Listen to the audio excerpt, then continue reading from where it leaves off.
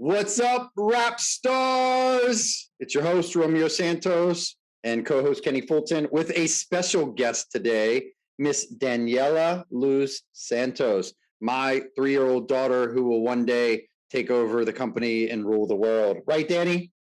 Yeah, she says. All right, Kenny, how you doing, my man? Doing great. How are you? I'm doing great. I'm doing fantastic. I've been missing being on the show. We've been off too long. World has been a little crazy. And you know what? It's a perfect segue for us to talk about what you thought was the best topic for today's show, which is Strategic real estate partners. yes, strategic real estate partners, which help you focus on what you do best, which is what, Kenny? Those deals. Closing deals, helping people to buy, sell, or invest in real estate. Absolutely. All right, so let's jump right in. This is your topic this week. I'm going to let you run with it, and I'm going to do my best to keep up. Okay. Well, starting off with what is a strategic partner? A strategic partner is an outside entity of your own business that you can collaborate with. A partner can be an individual, a team, brokerage, etc. But you should make sure that you're working with a non-competing entity. Right? Yeah, for sure. Non-competing, absolutely. So what would be a competing entity? So another real estate brokerage, somebody who is in your direct line of work. So other people who might be sharing the same clients that you are for the same business purpose. Yeah, absolutely. And having a network partner is not just about having folks that can help you with your clients, but it's also about having people that you can share clients back and forth with, right? Like it should be a symbiotic relationship where not only do they provide a service that helps you provide better service to your client, but if they have a network and you have a network and you guys share the network, well, then you guys should be able to find ways that you can share clients as well. Yeah, exactly. I mean, the first thing, so let's get into the first one. That's a really good segue. Please. One of the things, if we're talking to other agents that you really should focus on is your reputation. So regardless of what brokerage you are affiliated with, at the end of the day, your clients are working with you. They're working with Romeo. They're working with Kenny. The brokerage behind you is important, but what's more important is the person that you are. And your reputation, precedes itself. So whether we're working on the listing side or on the buyer side, you are collaborating with other agents. So one of the things that I really love doing is anytime I connect with a new agent, I lock their number in my phone. Generally, I save them as with a prefix to their name. So it'll be like Agent Romeo Santos, right? So that way, if I end up coming across that person again in the future, I might have some rapport. And this helped me out very well recently. I had a listing and an agent called me and I had already communicated with them in the past. And because I already have their name locked in my phone, I said, "Hey, Angie." And she was like, "Oh, wow. Like you remember me?" I'm like, "Oh yeah, of course I remember you." And in my notes section, I also put down the property that we might've spoken about before. So one of your first partners. So even though this is somebody that would maybe not qualify as like a strategic partner because you are in the same line of work, but you should make sure that you are connecting and collaborating with other agents, not just on this current transaction, but also on future transactions. All right. And so, the next partner, which is really the first thing that I think about when I'm connecting with new buyers, is who can I refer them to as a lender? So on the financial piece, you need to make sure that you have a host of characters who are going to help you out with the financials. Now, number one, lenders are always my first go-to. So if I'm talking to a new buyer and they're like, "Oh, well, I'm going to work on getting pre-qualified," I normally stop them instead of them going to, like a big bank and just going online, punching in something and getting a pre-approval letter. I want to send them to my lending partner, somebody that I've closed transactions with before, somebody else who has a good reputation within the industry, who might have worked with other agents that I'm going to collaborate with on a transaction, and people who know how to get the job done. Now, something that we've had a lot of conversation about is we work really hard to find our clients. A lot of them are our sphere, our friends, our family. We take great care with them. Our lending partners are not people who can just get you pre-qualified, but it's also people who will do some follow-up. So if I refer somebody to you, and they didn't pick up when you called, Was that where you left it at? Did you try to call them again? Did you do any follow-up with that person? Did you provide value? So let's say that they're not ready right now. Did they walk away from you knowing what they need to do to get ready? So if let's say that their credit score is 20 points off, and they're like, well, they said that my credit score isn't strong enough for the program that works best for me. Okay, well, what are you going to do to get it there? Now, if they walk away from this loan officer and they don't know what they need to do next, then in my opinion, that would be a failure. So they should be able to talk to somebody and find out what is the next step in order for me to get the loan that I'm looking for. Or if they did connect, did they push them to get the pre-approval? If they sent them 5 of the 6 documents they needed, did they call and say, hey, I'm still waiting for your most recent bank statement? Or did they let them just kind of fall off to the wayside and then I have to go and then be a part of that transaction as well? Right, exactly. I love that. I mean, follow-up is huge because, and that's a big hot topic for us at Red Anchor Properties, because like you said, we're working really hard to follow up with everybody and help everybody. Yet when we work with somebody else, and really, let's be honest, with lenders primarily, we're giving them their transactions. They're not going out and getting transactions and giving us transactions. So when we do that and then they don't follow up, well, that's a hassle, right? And also for me, I really believe in anybody that we bring into our world should be a part of our world to make our life easier, right? Taking a part of my job away from me, even though the lending part is not part of my job, but getting them approved so that I can actually help them buy a house, well, that's necessary. And if they don't do it and I still have to follow up, like you said, well, then I need another lender, right? Right. Yeah. Awesome. Another really good thing that you've done, especially this past year, is say, hey, our lenders should be helping out with our marketing expense. Like if we're really partners in this, it's not just me feeding your business. What are you doing to help feed my business as well? It's very rarely that we get referrals from lenders. It happens from time to time, but it's definitely more of a one-sided relationship, and that's something that they can do to help support our business. Right. Yeah. And, what we do though, because we don't want to, be beholden to just one lender, is we tend to have the marketing efforts with a specific event, right? Not because we don't buy a whole lot of leads. So, and if we do work in the space of buying leads or doing some sort of digital lead generation, we own that on our own, right? We don't want to have to be beholden to some agent, to some other lender as a result. Yeah, for sure. Awesome. Yeah. All right, great. Who else, Kenny? Well, in that same line there, so we have our lenders, but then also on the legal side, our real estate attorneys. Yeah. We're dealing with contracts. We're dealing with law. We're dealing with people who have complicated, situations. We also do commercial real estate, and many of those transactions require a real estate attorney involved. So having a real estate attorney either there as a referral for your clients or maybe even for yourself. Yeah, for sure. Yeah, a real estate attorney is key to have because sometimes things get tricky. And I know what everybody out there is probably thinking, well, isn't that what my broker is for? Not always, right? The broker is just somebody who satisfied enough hours and they sat and they took a test. It does not mean that they're going to be always the best person to help you navigate a challenging real estate law question. And we've definitely run up against that where we've had to send stuff to our attorney and say, hey, what do you think about this? This is how we're reading it. How are you reading it? Or this is what we think we could do. What do you think? That's a good help. Now, if you have a broker that's been in the business for 30 years, they're probably going to be a great resource. But if you have a broker that's been licensed for less time than you have been licensed, well, then you're probably going to want a real estate attorney on your side as well. Yeah, absolutely.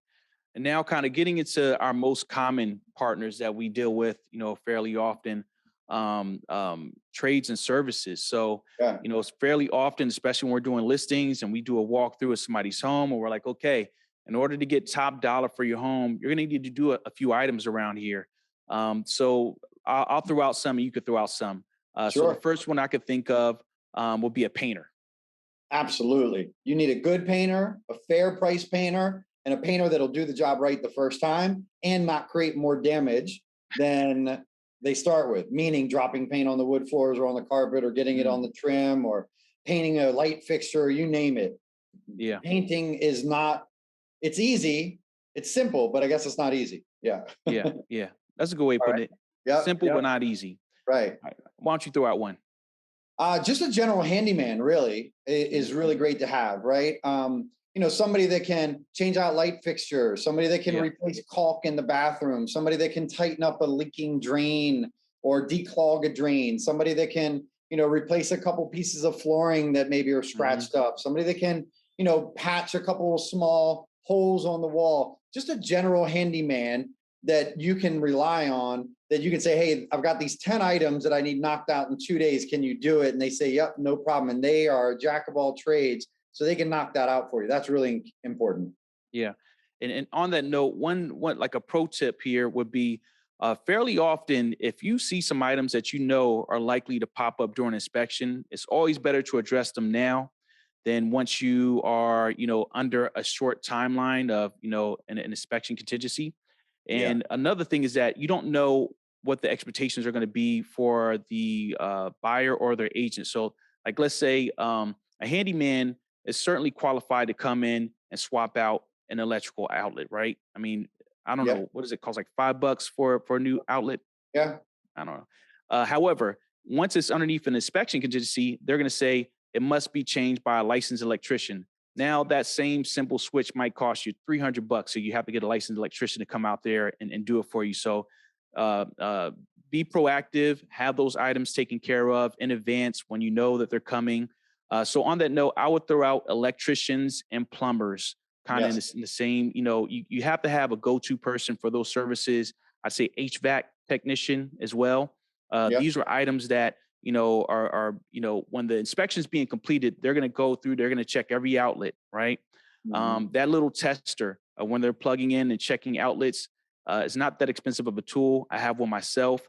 I have a bag that I carry around with myself, like my real estate bag has an Yeah. assortment of things in there, like measuring tape and stuff Right. like that. So make sure that you have a good electrician, a good plumber. If you're like us and you service a pretty wide area, you might need to have a few, who service different areas. Like we service Southern Maryland, we service Annapolis, we service Baltimore County, Frederick. So you might need a couple people, unless you have somebody who's really has that much availability and will travel that far. That's right. That's a good point. And also rely on your agent network as well Hmm. when you're in other areas. Who have you used that you depend on? And then if you get somebody good, treat them well, Yeah. pay them promptly, make sure that your client pays them promptly. If your client is paying, make sure that you develop that relationship and you communicate really well with them. Because if it's difficult and if they're really good, they're going to have a ton of people knocking on their door on a regular Hmm. basis that aren't Yeah. difficult, and they're going to go with them instead. Yep. Excellent point. Awesome. What other service providers, when it comes to the home, can you think of? Yeah, movers. Movers is a Movers. big one, Yes. right? So making sure you have a moving company that will do more than just moving. So for Hmm. example, the moving partner that we have, they will come in and they will pack everything for you, Hmm. and they will even take it away and they'll store it off site at their warehouse, and then they will deliver it back to the house, right? So those are important to have all those additional services. Of course there's fees associated with all those things, but knowing that you can depend on somebody to take care of that, right? So if you say, Yeah. listen, we need to stage your house, you need everything out of here, well, but I don't have anywhere to put it yet. No worries. Our lender, our moving partner can actually store it on site at their storage unit. And then that way, when you buy your new house, they'll just move it right along there with it. And then you're good to Hmm. go. Yeah. Really, like you said, your mover is also providing solutions. So you have a problem, and that's a pretty big problem that we have. Especially when you have a family who's lived in a home for 20 years and they just have a ton of stuff, right? Right. One really cool service that we provide, or that we at least have a reference for, are like the dumpsters. Yeah. So recently went into a home. The family had been there for 30 years. And I'm like, okay, you're gonna have to get some, what's your solution to getting all this stuff out of here? Like, oh, I'm gonna make a couple trips to the dump. I'm like, that's more than a couple trips. Yeah. How about we call and have a dumpster delivered to your home? It'll only cost you, $300 to $500, depending on how big of a dumpster you're gonna Yeah. need. And then it's just like it's right there. You can just take it from your door, throw it right in there. They'll pick it up, haul it away. And, it takes a lot of stress, off of the family to have to figure out how they're going to make, 42 trips to the dump, which really just won't happen. Right. And you'll Yeah, just for saving this sure. problem for later. For sure. For Okay. sure. And that's a good segue into clean out people, Mm, right? Not yeah. cleaners, clean out people. So clean out people are those folks that come to your house and they'll get rid of everything inside of that house. They are not going to be finesse. So Hmm. if you've got a house full of stuff that needs to be emptied out, you need a clean out company that is going to come in with an army of people, and within a few hours, they're going to have that house empty so that you can then bring in your cleaners, your painters, your handymen, your handy women, and any of your other trades. Because until everything is gone, you can't do any of that stuff really effectively. Mm. And focusing on the outside of the home, landscapers, Landscapers, for um, sure. having somebody who will come out here, and it depends on the neighborhood, right? Some neighborhoods it's like just cut the grass. But Yeah. if you're looking for top dollar and maybe you need to refresh, the mulch Yeah. beds, and tree service work is a really big one.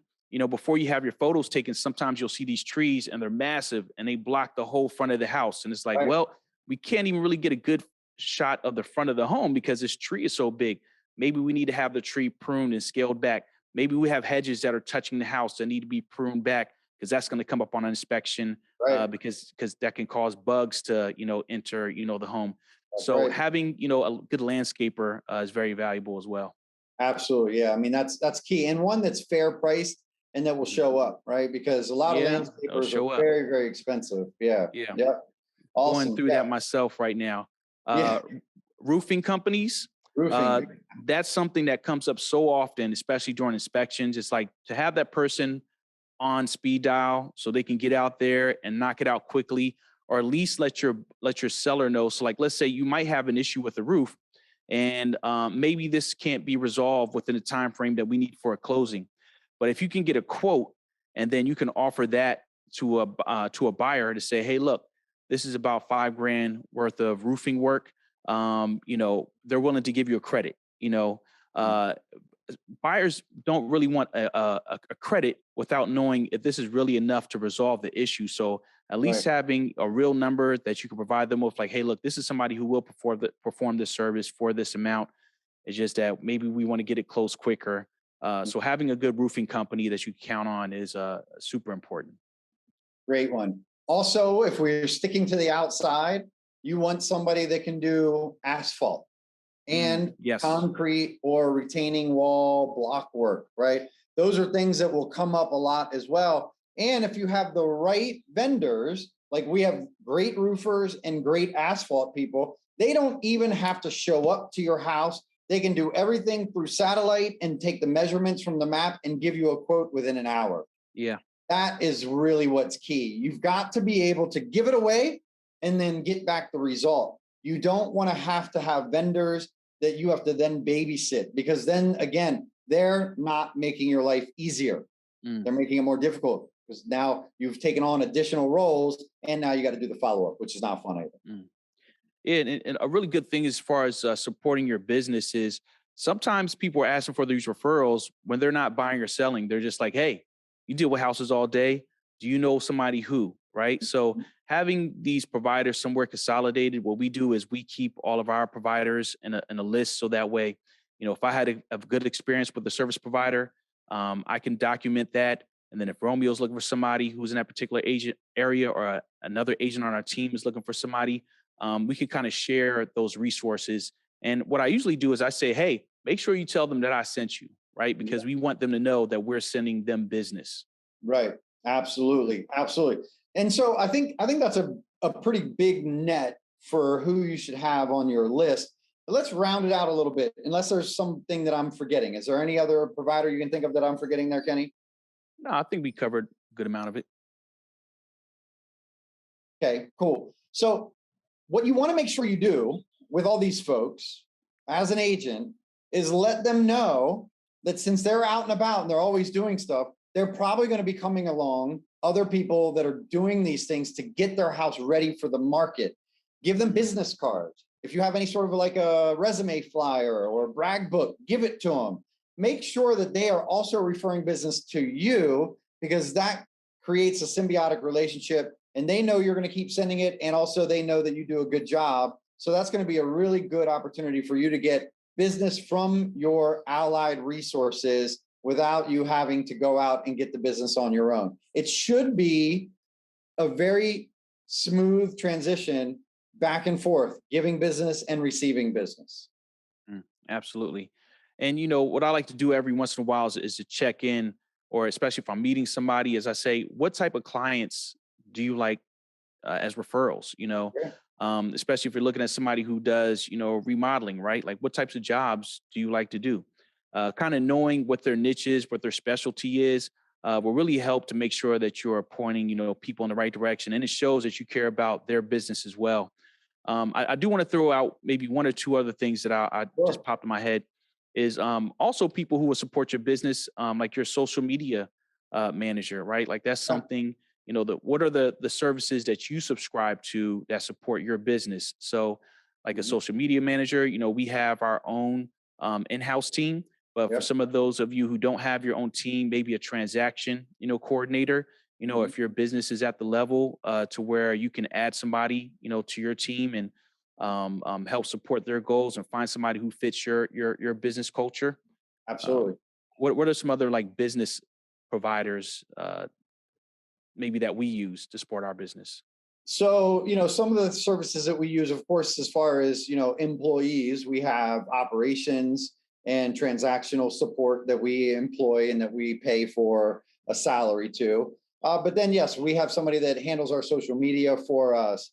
We have people that do our insurances. We Mhm. have folks that, handle our title work for Mhm. us. And all these vendors that you use on a regular basis, they should be sending business back to you. And be very careful. Our home warranty companies, right? Right. Right. Be Yep. very careful about going all in with one vendor that never goes back in with you, Mhm. right? They could be great, and maybe they are great, but you should have somebody else as well, right? And you should reward those around you that help to support your business, not just from providing a good job, but they know people, right? And so we Yeah. talked about it today, or in our meeting, in our sales call. They say that if you work your sphere 200 people to 300 people consistently for 2 or 3 years, that you could potentially net $1 million in gross commission income earned. Well, people always look at me and they go, but that just doesn't make sense. And I would agree, it doesn't make sense until you break it down.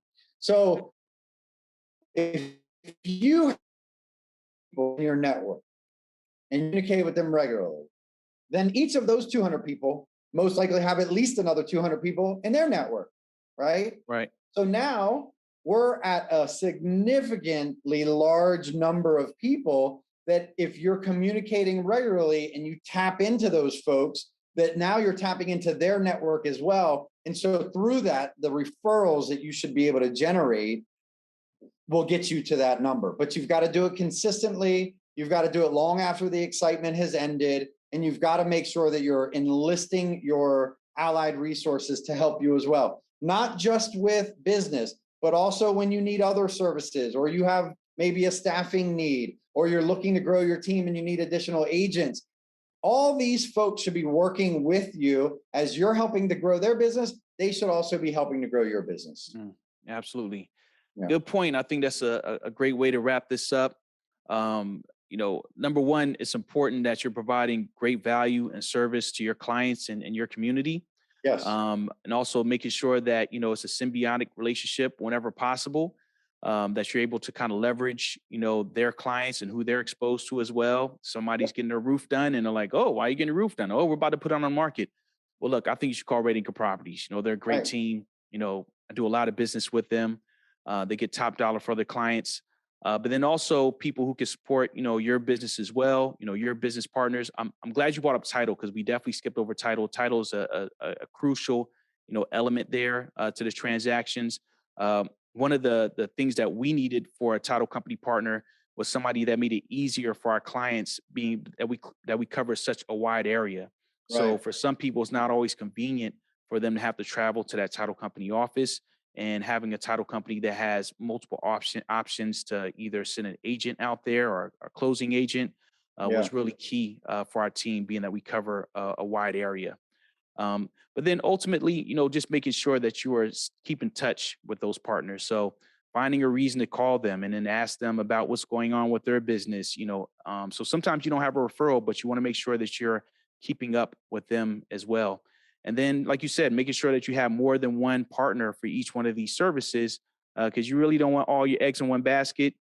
And at the same time, not everybody has the exact same specialty. So like even with lenders, right? We have some great lending partners that we send a lot of business to, but they all have their strengths. They have different appetite for risk for what type of loan products they're gonna look for. So Right. there's really not gonna be one person who will do everything perfectly. Like let's say our 203K specialist, right? Right. Not all lenders want to touch that, right? That's right. Then we have lenders who will do FHA down to 580. Not all lenders are going to touch that. Right. Then we have some lenders who just have great pricing for A paper buyers. People have plus 700 credit scores. Yeah. And those people are going to be more specific about the pricing and their rate. So Right. you want to make sure that you have, a good list that is detailed, something you can share with your team if you're on a team, so that way they can leverage you as a resource as well.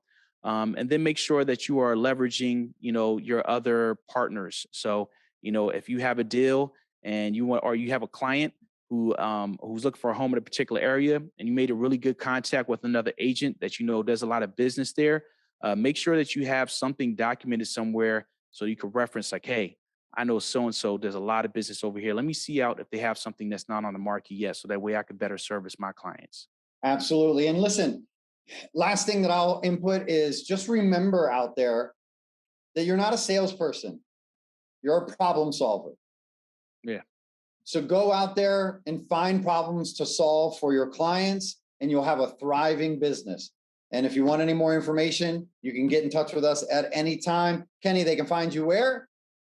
Instagram at Realtor Kenny Fulton, Facebook Kenny Fulton, and text call 443-763-0958, and email Kenny at redanchorproperties.com. That's right. And you can find me, folks, at Romeo at redanchorproperties.com. You can find me at 240-401-8023. And our Instagram and Facebook are both Red Anchor Properties. And on Facebook, you can find me personally at Romeo Santos. And on Instagram, it is Real Estate Romeo. All right, everybody. Kenny, this was a great topic. Thank you so much for choosing this. Marcus, thank you so much for hosting us. And everybody, rap stars, we're out.